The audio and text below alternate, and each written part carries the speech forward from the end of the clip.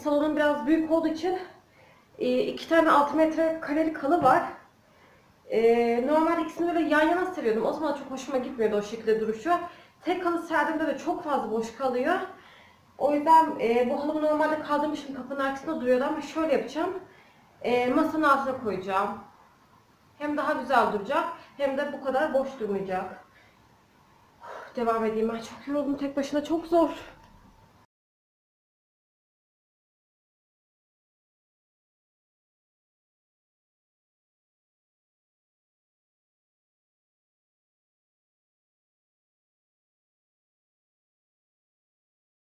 Evet, ben şimdi salonumu toparladım.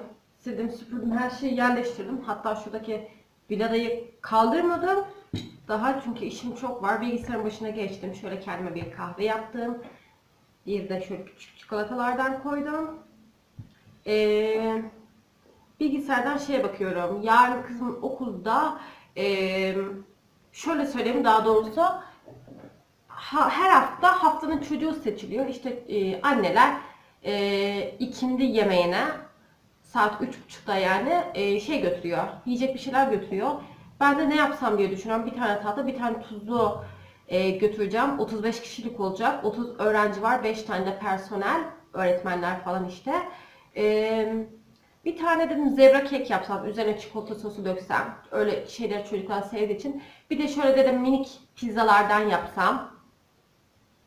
Ama yine de çok emin olamadım. Yine de bir şeyler böyle bakıyorum tarif falan, belki daha çok hoşuma giden bir şeyler bulurum diye. Öyle ona bakıyorum. Bir yandan da kahve yapayım dedim. Kahvenin öncesinde de bir yemek yedim. Kendime pilav yaptım. Çok acıkmıştım. Çok yordu beni. Çünkü koltukları falan çektim. Ondan sonra masayı buraya tam koydum.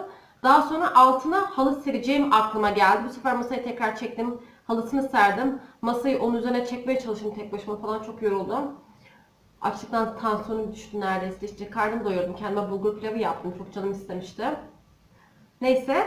Şimdi hem kahvemi içeceğim hem şöyle birazcık tarif bakayım. Ne yapacağımı bilmiyorum. Siz de bana yardımcı olursanız çok sevinirim. Ne yapabilirim mesela, bana bir fikir verebilirsiniz. Muhtemelen bu video yarın paylaşacağım. O yüzden çok geç olmuş olabilir ama yine de siz yazın. Fikir olsun bana bir dahaki sefer için. O saate kadar çoktan videoyu paylaşmış olabilirim. Yine de bana fikir olabilir. Siz bana yazabilirsiniz yorumlara.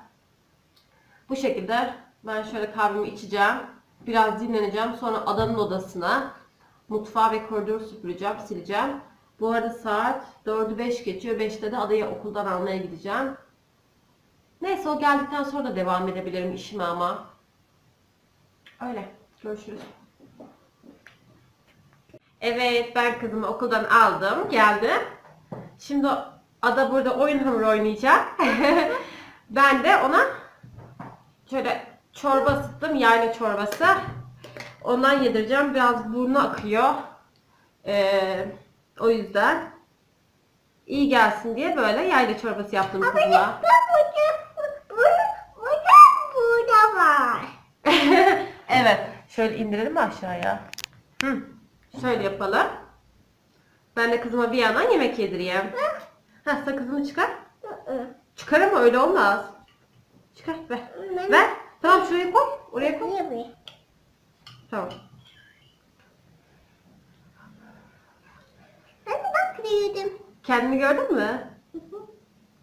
Kapıdan girer girmez ben acıktım dedi. O yüzden Adaya hemen çorba ısıttık. Şimdi çorba yiyecek benim kızım. Hadi oyun hamurlarından sen bana pasta yap. Ben de sana yarın pasta yapacağım, okula getireceğim.